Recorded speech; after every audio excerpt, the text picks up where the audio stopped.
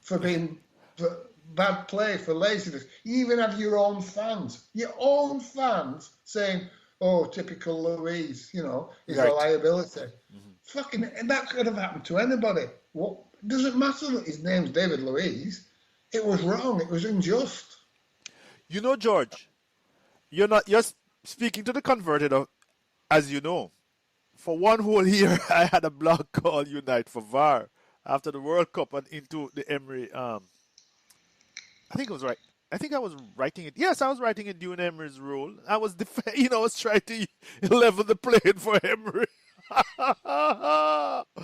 and but I realized it was an act of futility, and it was because the referees will do what they want, and as Wenger, that's what Wenger said. They'll do what they want. You simply have to see them as a threat. In your SWOT analysis, focus on your strengths and play to them. You know, in that regard, I think we don't do ourselves a lot of favor when we want Konsa sent off for taking out Saka on Saturday. And I said not. I don't think he took him out. I mean, he was trying to stop him from getting away. But I don't think we do ourselves any favor when we begin to make that the cause celeb, if you know what I mean.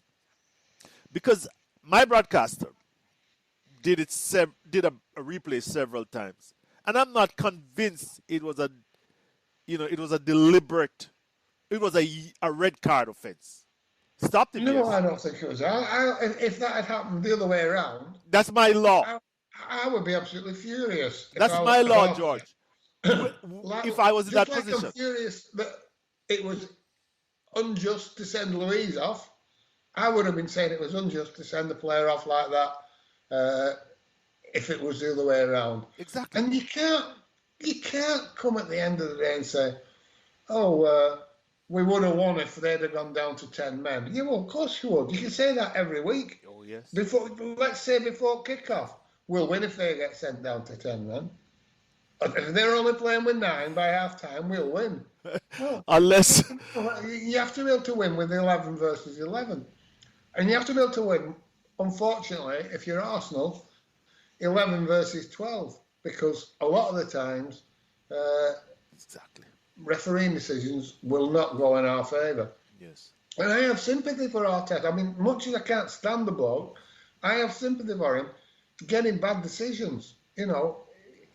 What annoys me is that our fan base are jumping on those decisions now, whereas before, when they were just as obvious and just as clear, that they were ignored. We were told they were Oh, just oh excuses. yeah. You're just a Wenger fanboy making excuses, and Yeah, everything is good. Everything is good in refereeing kingdom. I guys, you're not it's the same for everyone, we're told. All of a sudden now, it's not the same for everyone. Make your fucking minds up. George. Be consistent with your arguments. If you go to That one of those small clubs, their blogs on smaller clubs, you know, they say we at Arsenal get all the decisions in our favor, and they say all the big clubs get all the decisions in their favor, and they have to keep fighting away. And I think they have a point.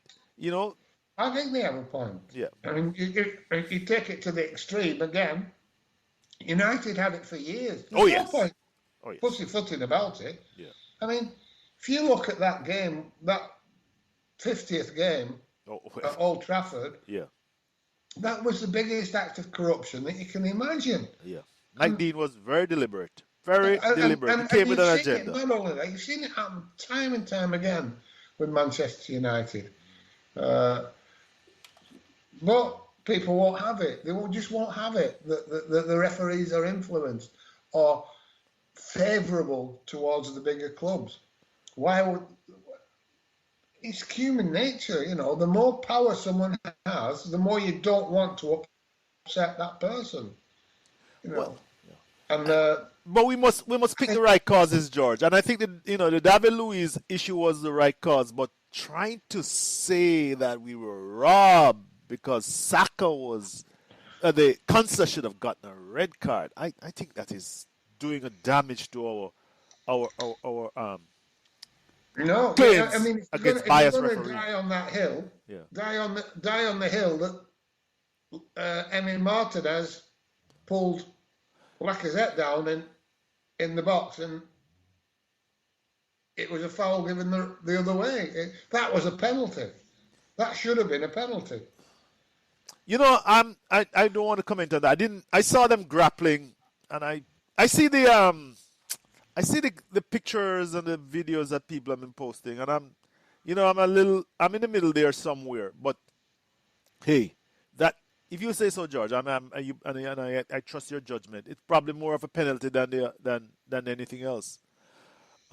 Because if our goalkeeper does that, we're you know the direction. You know what's gonna happen, right? It's not only that, not as a penalty, it gave marching orders as well. Probably Probably. right. Didn't Jan Lehmann once do it to Teddy Sheringham? He pulled him down, eh? Jan Lehmann did it to Teddy You Sheringham. remember, I remember on the day that we won the Invincible season. No, I wasn't watching during those days. But I remember once I was watching. We were 2-0 up against Spurs, and at White Hart Lane, and Lehmann pushed Sheringham out of the way. Penalty, and it was nothing like what Emi Martinez did. But anyway, the point is that there's no consistency, is there? No, and VAR looking at replays and can't get it right is the most worrying aspect in football. Not getting the decisions right, is that they're there to see in slow motion and they still get them wrong. That can't be incompetence, Shotta. That just cannot be incompetence. Well, George, we wrote about it a lot in the Unite for VAR, and one of the things the conclusions we came to, is that the PGMOL was going to use VAR to protect their referees. They were not going to use it to expose their incompetence, and therefore you see you have Mason and you have Mason in particular, Lee Mason. Whenever Lee Mason is doing VAR, I'm very afraid because he's the one who over the last weekend, that decision by what's his name, the famous referee, when he sent off Sushek. He's the one who sent him to the VAR. What's his name? Mike Dean. Mike Dean. When those two are working together, George, if you see them working, I'm trembling. Because Mason is a cover-up artist. He's a competent referee, and he's a cover-up artist. Was it Mason, the referee, that orchestrated a comeback from 4-0 down against? No, that was Phil Dowd. That was Phil Fat. Freaking Phil Dowd. But never can forget that son of a gun. I think it's Lee Mason who sent Xhaka off the first time. I think who is it that has this thing for Xhaka? I think it was Lee Mason. I don't know. I don't remember. There are people who watch this and they know. There's that many of them. Incompetence. It's not true, is it? Yeah. But what gets me is, when you think about it logically, these referees have reached the top of the pile by being fairly competent. They've been fairly competent in the lower leagues, then League One, League Two, the Championship, and then they get promoted and they become professional referees. So they're not they shouldn't be completely incompetent. So it defies logic to think they can get so much wrong so often, having reached the top. George, there must be more to it. I mean, I'm convinced it's dodgy as. Yeah, well, anything Mike Riley, George, anything Mike Riley is in charge of is dodgy. But it is a small group of very powerful guys, and they're now being well paid, and they're going to protect each other. That's it's fairly predictable. It is human nature. It's not just English. It's not just Scottish. It's not just American. It is human beings who have power. And this is what the PGMOL has become. And you saw, now everybody is running the tape of Wenger just before the World Cup. There are only two organizations that have professional referees, and the English have no representative at the World Cup. It is, it's inexplicable, but but they are the best paid, George, and the most powerful. And their leader is dodgy. So what else do you expect? Well, what makes me laugh is that people blame video assistant referee. They're blaming the machine, the technology. Right. It's not. The machine, the technology can't be wrong. It's the fucking idiots that are applying that technology and looking at it and interpreting it. Interpreting a touch on David Luiz's knee as a deliberate foul and a red card. How can you be that incompetent? I don't know. But they reversed two decisions last week, and the one with David Luiz is not reversed. And these are two Mike Dean howlers. I just don't get it, George. This whole thing is. Anyway, George, we're spending too much time on this, frankly, because I think that is part of the problem now. We are focused on the referees and not on our performances. George, even now, I begin to see people say that Arteta doesn't have the right strikers. Aren't you seeing this? What the hell is going on? A month ago, Aubameyang, we couldn't do without him. We signed him to a big hell of a contract. He was tied for Golden Boot last year or the year before. Season before. Yes, the season before. What the hell is going on here, George? Well, I tweeted about this morning. It made me laugh. All of a sudden, they're saying Aubameyang and Lacazette aren't the type of strikers that Arteta wants. And you think, well, hang on a minute. 6 months ago, Arteta was begging for a contract, a massive contract, to be given to a 31-year-old striker. He desperately wanted him to stay. He was coming on week after week saying how important it was, how we must create the conditions that Aubameyang wants to stay.